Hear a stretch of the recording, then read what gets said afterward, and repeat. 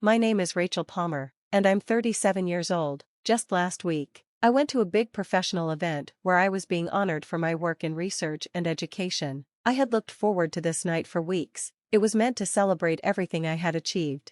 But things took an unexpected turn when I stepped into the restroom to take a break. There, I saw someone I hadn't seen in nearly 15 years, my mother. She stood at the sink, reapplying her lipstick, looking as polished as ever. For a moment, I wondered if she would recognize me. Then, her eyes met mine in the mirror, her hand froze, and her jaw tightened. "Rachel," she said, her voice cold and distant, like we were strangers meeting at a fancy event instead of a mother and daughter after 15 years of silence. "I didn't expect to see you here," she added. I steadied myself, gripping my clutch. "I could say the same," I replied. "What brings you here?" She turned to face me, her posture stiff. "Your father and I were invited. We've always supported education-focused organizations," she said. Then, with mild curiosity, she added, "And you?" "I'm being honored tonight," I said, looking her in the eye, "for my work in research."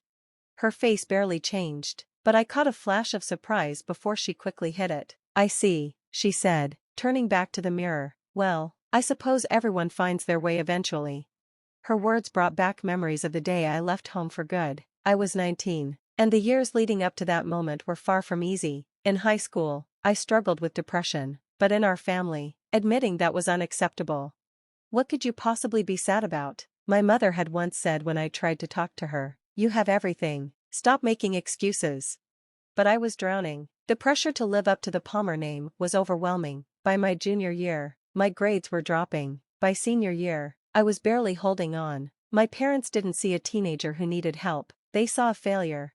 When I got into community college, my father was furious. "This family has standards," he said, pacing the living room while I held my acceptance letter. "You've done nothing but drag us down. If you want to waste your life, fine, but you'll do it on your own."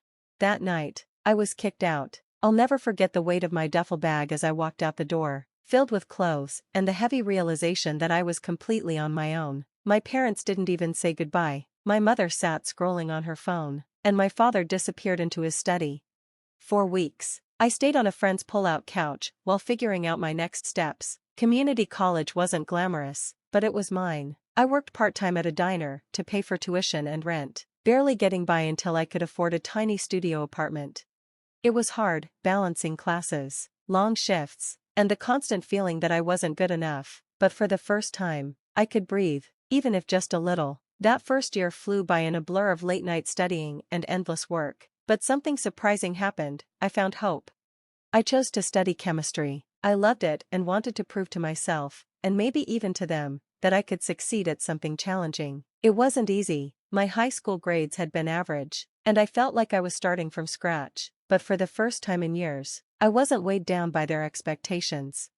I focused on learning. I'll never forget my first chemistry exam. I had spent weeks preparing, memorizing every formula and reaction until I could recite them in my sleep. When the professor handed back our tests, I hesitated, scared to look at my grade, but there it was, 92%. I almost cried right there in class. It wasn't perfect, but I earned it. That small victory felt like the first step toward rebuilding my life after everything had fallen apart.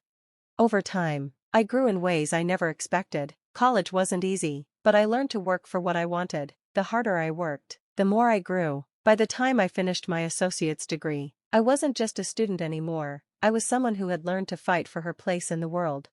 When I transferred to a 4-year university, the challenges didn't stop, but by then, I knew how to face them head-on. The shy, unsure girl from high school was gone. I became someone who could stand in front of a class, explain complicated ideas, and hold her own. Chemistry, which once felt impossible, became my passion. I didn't just want to pass, I wanted to excel, to prove to myself and to them that I wasn't a failure. I worked part-time and interned at research labs, gaining experience that opened a big door for me, becoming a lead researcher at a nonprofit focused on science education. It wasn't just a job, it was a mission. I wanted to help kids who were told they weren't good enough find their path, just like I had. When I graduated with my bachelor's degree, I thought it would be a proud moment, but it also hurt. My parents didn't even call, not to congratulate me or ask about my plans. Nothing. My father owned a massive fertilizer company, and he and my mother lived in a mansion. hosting fancy parties and mingling with important people, but for all their money, they had never cared about me unless it was to criticize. Even after I graduated with honors and worked so hard to get where I was, I didn't exist in their world. To them, I was just a failure, a reminder of something they wanted to forget. That realization stung more than I wanted to admit. I had hoped, maybe foolishly, that they'd at least acknowledge my hard work, but they didn't. The only family member who came to my graduation was Aunt Lydia, my mother's younger sister. Lydia was the black sheep of the family, often shunned for being different, but she had always been kind to me. She was the one who remembered my birthday, even when my parents acted like I didn't exist. When I saw her waving from the back of the crowd, a lump formed in my throat. After the ceremony, she was waiting in the parking lot with a big bouquet of flowers. "You did it, kid," she said, pulling me into a tight hug. "I'm so proud of you." It wasn't much, but it was enough. It wasn't the cold silence I was used to. Aunt Lydia reminded me that family didn't have to mean perfection, and love could come from the most unexpected places. Aunt Lydia didn't care that I hadn't followed the path my parents wanted for me. She cared that I'd made it, no matter the hurdles. A few months after graduation, while I was finishing a research project at the university, one of my professors, Dr. Collins, called me aside. Dr. Collins was an old-school chemist who spoke about the periodic table like it was poetry. He had noticed my persistence and work ethic. "Rachel," he said, his voice calm and thoughtful, "I've been in touch with some colleagues at Oxford University. They're offering a research opportunity in environmental chemistry, and I think you'd be a perfect fit." At first, I thought he was joking. Oxford? Me? But Dr. Collins was serious. "This isn't just a job," he said. "It's a chance to make real contributions to the field. You've earned this. Don't let fear hold you back." His words echoed in my mind as I filled out the application. I applied hesitantly, doubting I'd make the cut. The process was intense, and I prepared myself for rejection, but weeks later, an email arrived. "We are pleased to inform you that you've been awarded a research grant for your proposed work in environmental chemistry at Oxford University." I was stunned. Moving to England felt like stepping into a new world. I didn't tell anyone, especially not my parents or old friends. The only person I trusted with the news was Aunt Lydia. A few days before I left, I called her. "You've worked too hard to let anything hold you back," she said, her voice steady and encouraging. "Do this for yourself, Rachel." She understood why I needed to disappear, to escape the shadows of my past and build a future free of judgment and indifference. I asked her not to tell anyone where I was going. I didn't want them to find me, or worse, drag me back into their world. With nothing but a backpack and faint hope for a new beginning, I boarded a plane to Oxford. Settling into a tiny flat in the city, I threw myself into my work. The first few weeks were a blur of adjustment, the language, the culture, the isolation, but as I immersed myself in research, I started to feel at home. I was part of something bigger now, working on projects that truly mattered, with the potential to impact the world. Chemistry wasn't about proving myself anymore, it was about changing the future. I completed my master's degree, driven by a newfound confidence, and applied for a PhD. The process was grueling, sleepless nights and endless hours in the lab, but I was determined. I had found my place at Oxford, and I wasn't going back. Years later, I earned my doctorate, establishing myself as a respected researcher in environmental chemistry. When I was offered a position as a professor at Cambridge, I could hardly believe it. Cambridge, one of the most prestigious institutions in the world, it felt like a dream I'd never dared to chase. At Cambridge, I discovered a new passion, teaching and mentoring the next generation of scientists. Sharing the knowledge and resilience I'd gained brought fulfillment I hadn't expected. Standing at the front of a classroom, commanding respect and attention, I often thought of the shy, uncertain girl I used to be. She had grown into someone I could be proud of. Still, a part of me sometimes wondered if anyone back home knew where I was or cared. My parents had never reached out, not a single call, letter, or email. It was as though I'd been erased from their lives. Did they ever think about me? I told myself it didn't matter. I had built my life without them, and their silence only proved how unnecessary their approval had been. But when I saw my mother's reflection in that bathroom mirror, the weight of our history came crashing back. Her dismissive words, "Everyone finds their way eventually," rattled in my mind. Did she really believe that? Did she even care about the years I'd spent clawing my way toward the future? I thought about all the times my parents had said I wasn't good enough, The cold silence when I left their house, the years they stayed away from me, it felt like so long ago, but the bitterness was still fresh. I had worked so hard, leaving everything behind, moving to England, earning my master's and PhD, and becoming a professor at Cambridge. Yet, here she was, acting like all of it didn't matter, acting like I didn't matter.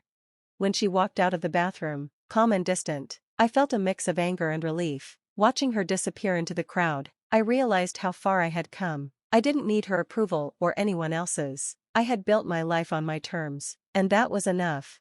The gala began shortly after. Voices buzzed, glasses clinked, and I tried to shake off the weight of our encounter. This was my night, the moment I had worked so hard for. I took a deep breath and stepped into the ballroom, where my name was called, Rachel Palmer, honored for groundbreaking work in education and sustainable chemistry. The applause thundered as I walked to the stage. The lights shone on me, and as I looked out at the sea of faces, the moment sank in. This wasn't just about my work. It was a declaration, to myself and to anyone who had doubted me. I had proved I was more than the girl my parents dismissed. I had become someone entirely my own, and that was enough. As I stood on stage, the host's voice rang out with an announcement. In recognition of tonight's contributions, an anonymous donor has pledged a $2 million grant to further the recipient's research and impact in education. The room went silent. My heart raced. $2 million. It wasn't just recognition, it was life-changing. As I tried to process the announcement, my eyes scanned the crowd. That's when I saw him. Near the back, by the exit, stood my father. His face was hard and bitter. For a moment, our eyes met. Then, without a word, he turned and left. He didn't even stay to hear my name.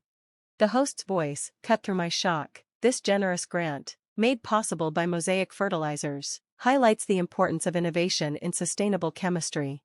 Mosaic Fertilizers, my father's company.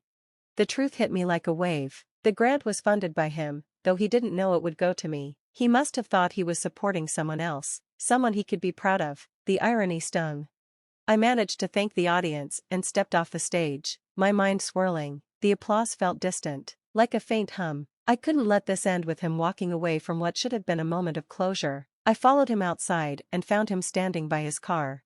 "Dad," I called out, my voice unsteady. He turned slowly, his face twisted with the same look of disappointment I remembered. "What is it now, Rachel?" he said sharply. "Do you think I'm going to congratulate you? Celebrate the fact that you're taking my money?" I stopped a few feet away, trying to stay calm. "I didn't know it came from you," I said, "and I didn't ask for it." He sneered. "Well, it's yours now, enjoy it, but it doesn't change a thing. You're still the failure I kicked out of my house. No grant or award will fix that." The words stung, but they didn't break me this time. I stood firm. "I don't need it to," I said. "I built my life without you, and I'll keep building it. This grant isn't about you, it's about what I've earned." He said nothing, just shook his head and got into his car. As he drove away, I stood there, letting the silence settle over me.